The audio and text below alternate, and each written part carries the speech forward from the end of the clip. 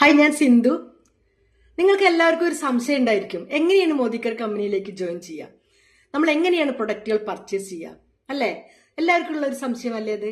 നമ്മൾ മോദിക്കർ കമ്പനിയിൽ ജോയിൻ ചെയ്യുമ്പോൾ നമുക്കൊരു 8 കോഡ് നമ്പർ കിട്ടും.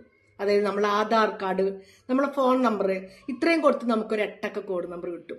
ആ കോഡ് നമ്പർ ഉപയോഗിച്ച് നമുക്ക് സാധനങ്ങൾ, പ്രൊഡക്റ്റുകൾ നമുക്ക് പർച്ചേസ് ചെയ്യാവുന്നതാണ്.